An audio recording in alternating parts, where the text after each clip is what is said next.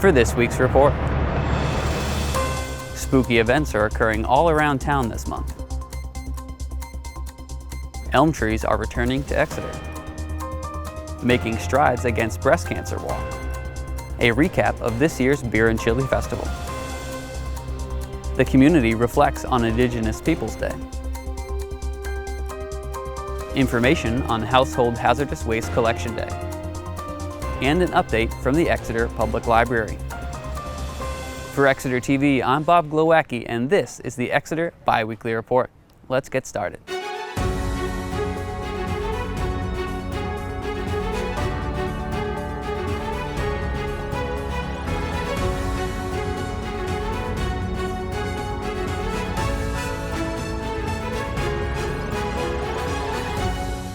With Halloween around the corner, one fortune teller in town has been channeling her energy to let residents know about upcoming spooky events. Wait, what do I see? Two spirits wandering around Exeter, lost, looking for something.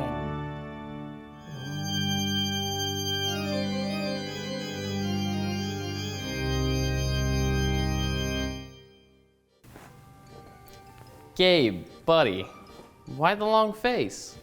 This should be our time to shine as spirits. Well, I can't help it. Being a ghost is, well, it's a bit of a downer. Gabe, I understand where you're coming from, but Halloween is almost here. And Halloween is the one night where spirits come back to life. What's your point, Will? My point is, Gabe, that if we make this Halloween the greatest Exeter has ever seen, there's a chance that maybe, just maybe, there'll be enough festive cheer to break the curse and bring us back to the land of the living. You really think that'll work? It's worth a shot, right? So let's check out these events and let's try to make this Exeter Halloween the greatest it's ever been. Exeter's Halloween lineup is packed with chills and thrills. This Saturday, October 14th, the Spooky Folsom event in downtown Exeter is a must-see. It benefits the Exeter Lit Fest, and it includes a beer garden and haunted house from 7 p.m. to 9 p.m. at the Folsom Tavern. On Saturday, October 21st, don't miss the Exeter Halloween Parade starting in Swayze Parkway, complete with a costume contest for your families and even your pets. The parade starts at 11 a.m., followed by trick-or-treating at downtown businesses from 12 to 3 p.m. And there's more. On the same day, the American Independence Museum hosts ghostly tours of the Winter Street Cemetery from 3 p.m. to 5:30 p.m. You'll explore the final resting places of Exeter's famous and infamous Revolutionary residents. Don't miss the Halloween Myths and Legends on October 25th at the Exeter Town Hall. You'll uncover spooky secrets and mysteries of the unknown. On Friday, October 27th, join the Murder Mystery Dinner hosted by Exeter Parks and Rec. Play your part in solving a thrilling mystery, a whodunit, and discover who's truly guilty. Plus, if you need someone to watch your kids that night, Parks and Rec has you covered with the Kids Night Out. Drop them off at 6:30 for pizza, games, crafts, and a special showing of the movie Coco.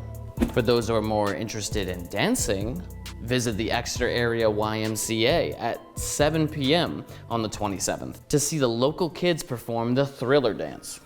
Finally, the most spookiest and grandest celebration of all, it's Halloween.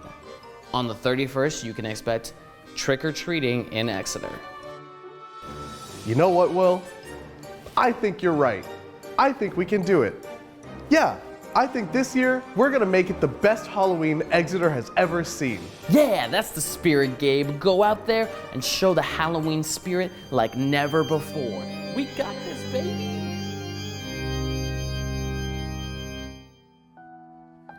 I can see your future too, you on the couch viewing this. Good fortune will come your way if you view and subscribe to the Exeter Biweekly Report. If not, The Exeter Tree Committee, a subcommittee of the Conservation Commission, has been hard at work promoting trees around town. In this next segment, Gabe Perez covers a recent project led by the committee to bring elm trees back in town. In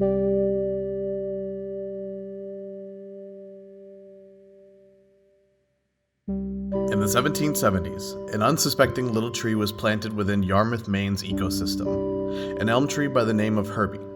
In his peak, Herbie had grown to be over 100 feet tall, 20 feet in circumference, and towered over the rest of Yarmouth's tree line. This beast of a tree, named Herbie by the children making their way to school every day, would live a mighty 200 years before tragically being torn down in 2010. Nowadays, the American elm tree is a dying breed. Dutch elm disease tore each one apart, and now they find themselves far and few between, and without the help of humans may disappear entirely. That's where Herbie, the Liberty Tree Society, the Exeter's Tree Committee, and Public Works come into play. Dr. Steve Jones, a member of the Exeter Tree Committee and benefactor behind the Elm Tree Project, explains the process that went into bringing back the American elm. I'm Dr. Steve Jones, and I'm a retired physician. I'm on the Tree Committee here in Exeter, and I am the benefactor behind this Elm Tree Project, where we're introducing 15 elms to Exeter and planting them. These trees are each a clone, and that tree was resistant to Dutch elm disease, and that's why we're planting them here. Well, they are beautiful and properly pruned. They have a vase-like profile that is unlike pretty much any other tree in North America. Other trees are more bushy. This one naturally goes out into a vase. At least that's what Audubon himself said. So I had no say in the site selection. However, the criteria used were, first of all, where did the town have space? Yeah. And so these are all on town property, and they were divided up between Parks and Recreation, the Department of Public Works areas of town. Bringing native trees. There are other species that we would like to bring back or introduce. We want to avoid monocropping. An occasional elm, and 15 elms in a town this size is just a drop in the bucket. But we want a variety of trees, a variety of species, and avoid the mistake, even though it was beautiful, of the late 1800s of lining both sides of a street for a mile with elms. Because they were then, if one tree's susceptible, they're all kind of... Yeah. Gotcha. Awesome. Well, thank you so much. You're welcome. Exeter Hospital is partnering with Making Strides Against Breast Cancer to host a walk later this month. Hello, thanks for having me, Exeter TV. My name is Brianna Butler. I am the chair of the Volunteer Planning Committee for the Exeter, New Hampshire Making Strides Against Breast Cancer Walk. We're super excited because this year is our 30th anniversary in town. Pretty crazy to believe that we've been walking in Exeter for that long. I know many of the folks watching this may have participated in years past, so we appreciate all of you who do come year after year and any newcomers. This is a walk for the American Cancer Society. All funds raised go to the American Cancer Society. And really what we do is we fundraise, we get together and we honor survivors, those who unfortunately lost their lives to breast cancer, as well as caregivers and other just supporters in the community. The event starts at 9 a.m., our registration opens, and at 10 a.m. we have a ceremony. We'll have a few speakers, some dancers from Seacoast Civic Dance Academy, which we always love to have back every year. And then we have a lovely ceremony with the survivors. We typically have a survivor speaker, and then we welcome all survivors who are there at the event or currently going through treatment to join us and walk as part of our ceremony. At 11, we kick off the walk and we walk through downtown Exeter, down through Phillips Exeter Academy. It's about 3 miles, not a very difficult walk. We do say, feel free to bring kids in their strollers. It's easy to get through town. We do get that question every now and then, and just enjoy being around others. I became involved with the event over 12 years ago when my mom was diagnosed with breast cancer. She's fortunately healthy today, which we're very thankful for, but we signed up about a week before the event. We heard about it on the radio. And since then, we've become very involved. Obviously, I'm now on the planning committee.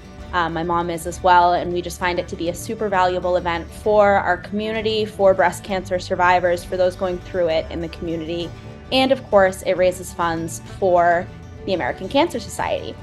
Now, if you're interested in participating, the walk this year is Sunday, October 22nd, taking place at the Lincoln Street School in Exeter. You can visit the website and register at makingstrideswalk.org/Exeter. Again, that is makingstrideswalk.org/Exeter. Beer and chili were flowing last weekend at the 2023 Powder Keg Festival, hosted by Parks and Rec and the Exeter Area Chamber of Commerce. Exeter's TV's John Thigpen went down to the event to check it out. Gabe and John have this report. The 2023 Beer and Chili Fest returned to Exeter for another year of fun in what we'd hoped to have been the sun. Rain and a general gray cloudiness did not stop this batch of rabble-rousers from enjoying their beans and beer this year. Exeter TV's own John Thigpen went down to get us some coverage, but I decided to ask him what he experienced and tell me the full rundown of what went down at the chili-filled day. At the gates, many festival attendees were purchasing their tickets for the 9th annual Exeter Duck Race to benefit the Community Children's Fund. Beyond the gates, the vendors were adding their final touches while the stage was gearing up for the live music. Parks and Recreation Director Greg Beeson was kind enough to speak with me as he was preparing for the gates to open for the VIP session. Hi, I'm Greg Beeson, Exeter Parks and Recreation, here at the 11th annual Powder Keg Beer and Chili Festival. The weather's held off. Fingers crossed it holds off the rest of the day. We're expecting about 2,500 to 3,000 people today. We couldn't do it without all the vendors, such as the breweries as well as the chili vendors. Without their generous support, we wouldn't have been able to do this. All proceeds helps raise money for both Parks and Rec and the Exeter Area Chamber of Commerce to provide other opportunities for you. So thank you. Anytime that you've never been down here, you should come on down next year in 2024. The brief shower wasn't enough to deter the enthusiastic crowd after the gates opened at noon. I was fortunate enough to get a sample of some of the delicious chili being served as I spoke with one vendor adding his final touches. The 2023 Powder Keg Beer and Chili Fest appeared to be off to a great start. As you can see, it was a pretty remarkable day. John's experience was only supplemented by his need to do Exeter TV work, but those who attended the festival for leisure sure had a blast as well.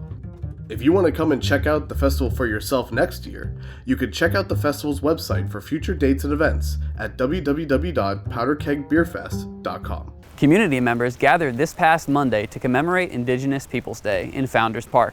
Gabe Perez went down to speak with attendees to learn what Indigenous Peoples Day means to them.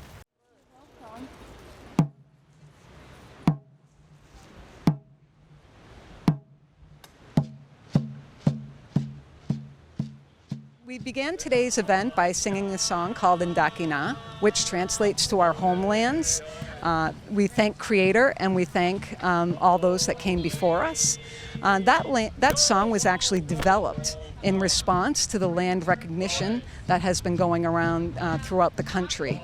The purpose of the song is to acknowledge not just the Indigenous ancestors, but to acknowledge the great mystery of life, or what we call Creator, who created everything that is around us.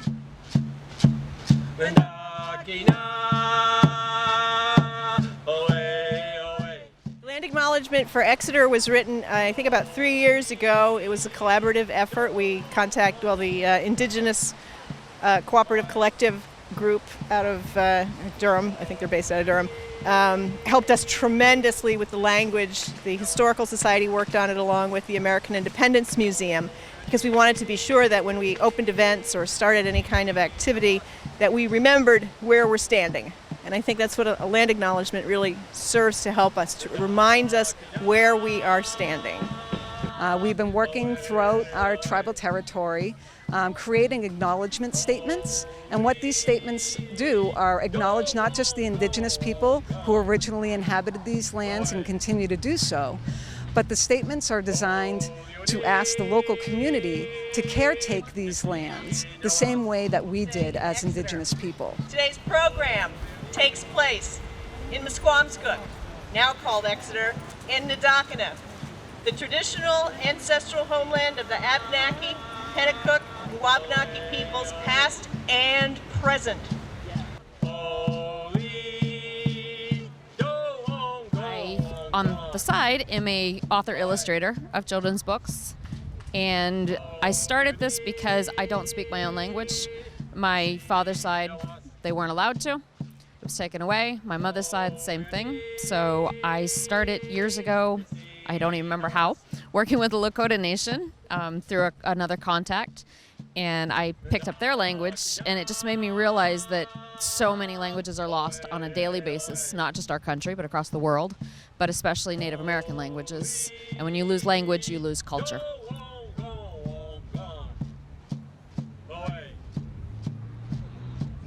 I mean, we get a bigger turnout every single year. I think we've done it 5 years. But anyway, we get a bigger turnout every single time, it seems, which is wonderful. And again, it reminds you where you are.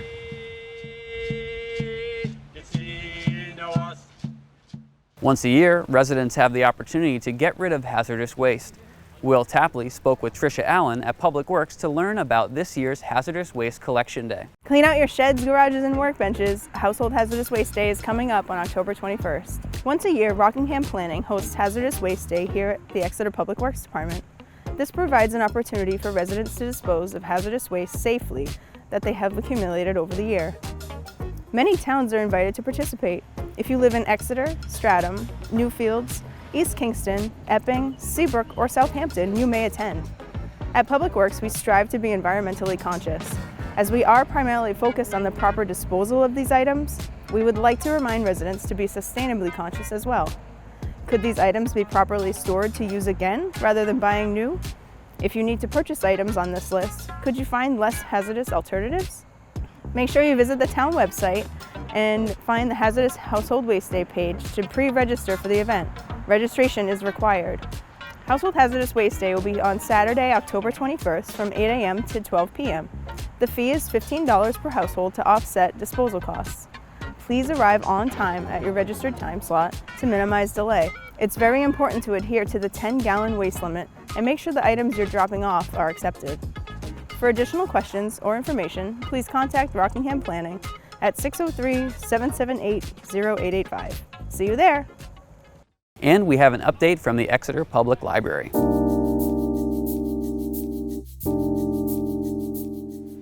Hello everyone from the Exeter Public Library. We are so excited that we've got more fun things happening here every single day at the library. First off, we are very excited to be having our Fall Craft Fair this coming Saturday, October 21st from 10 a.m. to 3 p.m. The library will be filled with wonderful local vendors. So when you're going downtown for trick-or-treating in the Halloween parade, please stop on by the library and check it out. We are also very excited to be having a variety of gaming here at the library. From Dungeons & Dragons for kids to Mahjong for adults, there is fun to be had for everyone here at the library. Check out our calendar on our website for details on all of our different groups and all of the sessions they lead. We are also very excited to be bringing the Afternotes to the library this November for a special winter evening of a cappella music. They will be performing on Wednesday, November 29th at 6 p.m. on the main level. So come on by and hear some beautiful music to welcome in the winter season. Just a reminder, new cards are still being issued for residents of Exeter as well as any other card holder. So come on by the library and update your library card to a new card with a new number and a new picture of the beautiful building. Please stop by the library for all of your fun needs. We've got wonderful new books, we're getting tons of movies, there's video games, and so much more. So stop on by. That does it for this week's report. Be sure to like, share, and subscribe to help us spread the word. We'll be back on October 27th for the next edition of the show. For Exeter TV, I'm Bob Glowacki, and this is the Exeter Biweekly Report. Have a good weekend, Exeter.